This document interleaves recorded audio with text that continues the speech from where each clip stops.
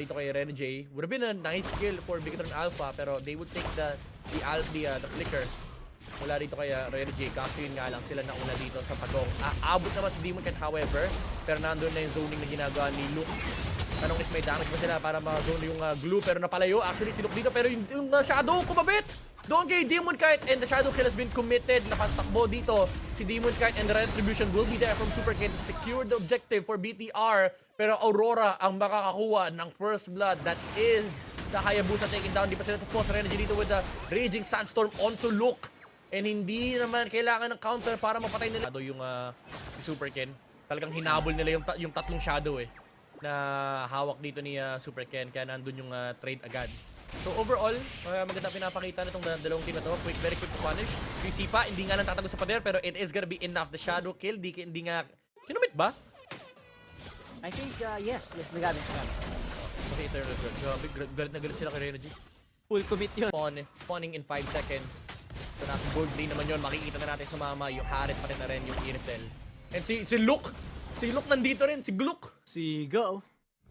Si Gluck. Gluck, man! Ang glue ni Luke. Si Gluck. Oo, kung ang Pilipinas may Glock 9. Ito, si BTR Alpha may Gluck. Kasi level 6 pa na siya, Gluck 6. Hoy, grabe naman yung zone na ginagawa dito ng Aurora. Oy! Pero yung BTR Alpha, Super Ken, di nakalapit kasi hinarangan siya ni Edward. And nakakuha na ng dalawa. Dito ang Aurora, it's Pamela and Luke going down. And Moreno, hinahampas ng sarili niyang Eternal Guard. Ano to? Bakit may Lord daw yung kalaban? May Valentina nga pala sa kabila, sabi niya. Night question, parang may nakita akong pumutok na mga ano yun. Nakuha ba ni Valentina yung passive? Kasi parang pumutok yung glue Pag ginampas ng Eternal Guard? Pag kinuha ng Eternal Guard? Siguro. Parang, tama. Tama naman, di ba? Mala PH versus PH, nagalawan ang nangyayari dito, ang matahimikan sa early game. Very high level, makrohan lang and pastuhan lang ng mga bush. Tapos Pamela dito sumisilip, kaso nakita niya si Demon Knight naka-washing. Medyo mahirap sipain yan kasi may dash pa, may double dash pa. Si Demon Knight Super Ken with the shadow. Inaabot niya rito si Doming Knight. Paggamit na ng sprint, pero Rene J with the flicker set! Pero mahuhuli pa rin naman si Doming Knight sa may bandang likuran. Sa may loob ng torre pala. And 1 for 2 exchange in favor of BTR Alpha. Napasobra ata sila Rene J doon. Pero si Super Ken, sumobra din naman. Wala siyang shadow and pinilit niya pa rin mag-clear ng wave. And inabot niya rito yung stolen Eternal Guard mula kay Yue, and Aurora equalizes that trade. Ang masama noon, yung paparating na turtle, walang purple buff na hawak dito si Super Ken. Yun lang. Na one hit combo. I don't know if that was worth it, pero I guess medyo hindi niya na-estimate na, ay, may Eternal Guard pa pala. Hindi pa pala safe na umikot sa mapa. And again, yun yung mga scenarios na, I guess small things na again, pwede mag-snowball into really big ones. 8 seconds para sa purple dito ng Bigatron Alpha. And I think, kakampuhan na yan ng Aurora dito. Oo. Actually, pwede nga nila i-rock yung turtle, pero pinili nila, of course, objective. Very Filipino MLBB. Si Luke, natapok dito, Fernando Eternal Guard mula dito kay Moreno. Raging Sandstorm mula kay Rene J, forcing out the flicker from Moreno, pero unang tutumalik sa Rene J. Hindi sapat ang kanya quick sun guard, yung Sipa mula kay Pamela! Onto Demon Knight! Very big catch coming out from Bigatron Alpha. And si Luke, ultra zone sa may bandang likuran. And ito na yung sinasabi natin kanina, Rockheart, wala talagang counter. Yung look ni Glue, pwede na rin. Wala. And yung Eternal Guard, ginamit na rin ni Yue, pero hindi sapat yon para ma-dissuade dito yung Bigatron Alpha. As they're still gonna be able to take that objective. And Super Ken, siya pa yung mag-i-invade.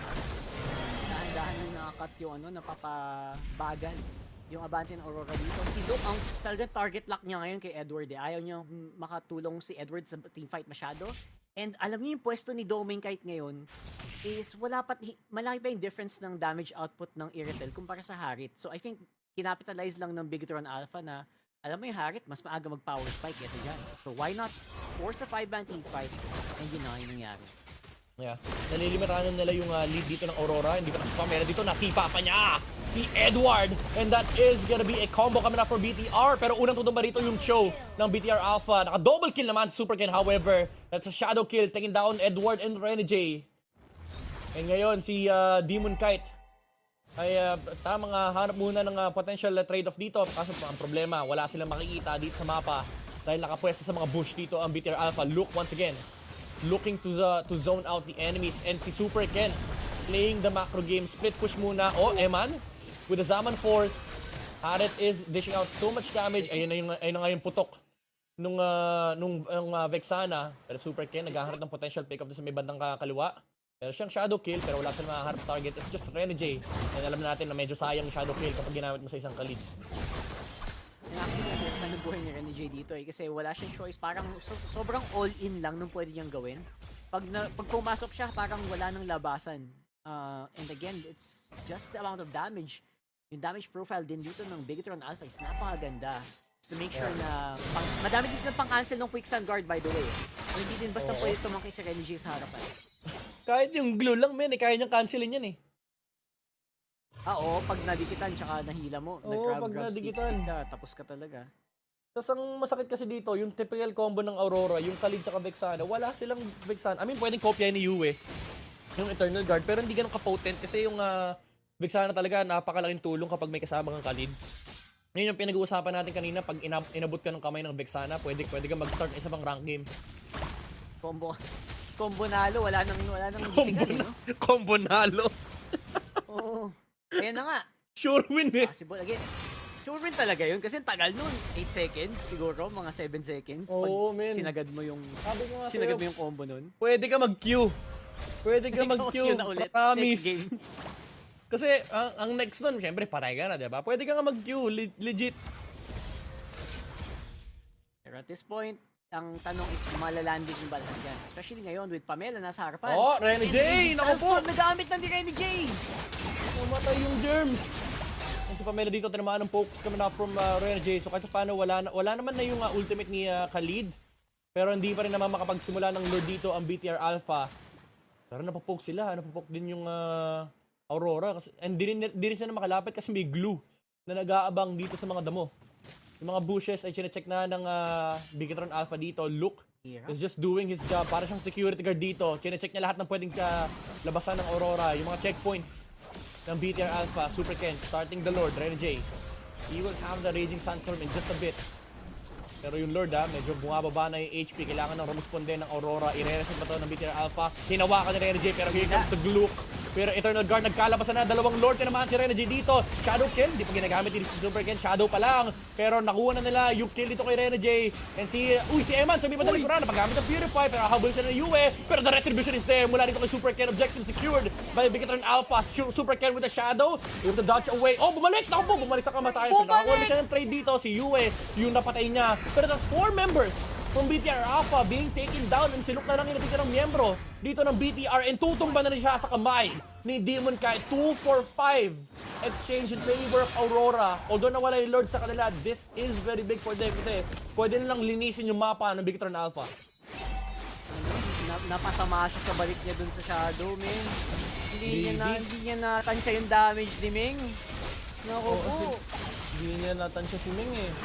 Nakatingin kasi si Ming eh. Hindi Pinagbabarin tumingin kay niya eh. Ming eh. Yun ang problema eh. And Aurora, again, even though they lost that Lord, kahit paano, pwede nilang linisin yung farm sa side ng Bigetron Alpha. Although they will have to clear the big minion waves, yung Lord waves na sinasabi natin, yung mga enhanced minion waves, ang daming tawag sa mga yung minion waves. Basta yung wave na kasama ni Lord. Mga followers niya yun. Mga followers. Ay, no, guys. Okay, si Renegade, honestly, ang hirap nung situation niya ngayon. Pero I think the moment makakuha siya ng Winter Crown, this will be a lot easier na mag-regen or mag-reload para susunod na Hindi ba siya fight naka-conceal? after the Raging Sandstorm. Hindi ba siya naka-conceal? No, kasi, ano? Kung naka-conceal siya, hindi siya pwede mag-Winter Crown. Ayun. Or baka naka-courage siya. Ewan ko. Actually, wala pa ako nakikita conceal eh. Tignan natin. Baka and so ngayon, siya. Baka naka-courage ano siya. ba? Baka naka-range, oh. Kasi so far, I think that's the next logical step. Kasi talagang tunaw siya pag wala siyang ginawang after the Raging Sandstorm. Yeah. Kumbaga, hindi layered yung talon dito ng Aurora. Pamela naghahanap ng dito. Pero kita siya ng kita siya ng Aurora. Although wala kasi silang hard engage eh. So hindi nila ma-punish yung pwesto dito ni Cho. Wala sila ng mga tulad ng mga Edith, ng mga Tigreal. Lamang Hindi talaga yung sa mga- bush check yung yung Oo. Bigetron, no? Simula kanina. Kasi pwedeng hawakan ng Cho lahat yan eh. Kumbaga, Shunpo lang ang puhunan. Ang only chance lang na ma-lockdown siya dito is kapag nag-layer yung stun ng Suyu into Raging Sunstorm into the crowd control of Edward. Kaso bibigay mo lahat yung sa isang Cho. Tsaka yung yung hindi ata, boss. Eternal Guard. Oo, yung stolen na Eternal Guard. Diba? Parang bibigay mo lahat yon tapos isushun po lang nun Cho. Parang wag na, boss. Tapos free hit na si Super Ken tsaka si Eman. Pag ganun, di ba? So, honestly, ang laki talaga ng advantage ng Bigetron Alpha, especially in the mid lane push control. So, ino-maximize nila yon. And si Pamela, kita mo naman, talagang abanting-abante and has full vision, by the way, of Auroras habang umikot sila dito. Kita ni Pamela 4 seconds lahat. to next. Para siyang ilaw, men. Iniilawan niya yung mga madadilim na lugar. He lights the way. Oo. Oh, ayan na. Nakita siya. Ayun, sinun po lang, boss. Sinun po lang. Pero at least nahawakan ng Aurora. Dito yung bush ng Bigetron Alpha in front of the Lord. Super Ken. Starting the Lord. Nandito rin naman si Demon Kite. So kahit paano, this is an equal contest. However, si Dominic Kite dito forced to clear the wave first. Pwede mag-turn dito yung Bigetron Alpha. Nakapwesto si Pamela. Pwede siya magharap ng flicker play. Demon Kite, wag ka magpapakita. Alam nila, nandiyan ka sa bush na yan. May flicker yung Joe! Pero na-stun ni Edward. Makakancel dito yung potential engage na mangyayari. And Pamela has to go out. And Bigetron Alpha, kailangan nilang i-reset yung kanilang sarili. Kahit paano naman naka-slow push yung top lane. Medyo maganda yung pwesto ng Cho sana kanina kaso nandoon yung Phobius to provide the cancel na utility. And andyan na yung Conceal. Naka-conceal pala. Naka-conceal pala dito sa Renegade. So wala nga Winter Crown. Dito yung Khalid. Super Ken with the Shadow. Wala siyang energy, Rockart. Kulang yung energy niya. Hindi nag-milo. Pero si Dominic hindi sa may bandang likuran. Sinipa palayo. Pero ang unang mamamatay yung Cho dito. And si Demon Ken makakasipin ng Lord. Shadow kill. Ginamit na rito ni Super Ken. Meron pa siyang Shadow Purify. O para hindi makakabet yung Shadow dito kay Yue. And Super Ken ay tutumba. Aurora with the outplays against Bigetron Alpha. What a beautiful play. And again, as much as nagsobra effort ni Super Ken doon to try to stay alive and keep the energy going, talagang hindi na naging sapat and mas malaki talaga yung retry and damage output ni Demon Kite doon sa Lord na yon. So beautiful juggling din na ginawa ng Aurora. Ang dami sa kanila na low na nun. Pero so far, they managed to stay alive and sila ngayon nakuha ng Lord and 2 kills. Ang greedy ni Ang greedy ni Super Ken. Kanina, sinubukan niya patayin yung Valentina. Although nakuha niya naman yung kill, pero napatay din siya. Pero doon sa Lord fight na yon, sinubukan niya shadowan yung Valentina. Binalagan pa niya. Pinanis siya ni Yumi eh. Pinurify eh. So hindi siya makakabit doon sa Valentina. Pagbalik niya, maling shadow yung pinuntahan niya. So naiwan siya sa loob ng, ng bisig ng Aurora. And biyakap siya ng buong buo. And ngayon, Bigetron Alpha kapit sa base malala. And si Luke dito, hindi na kayang i-sustain yung damage output ng Suyu.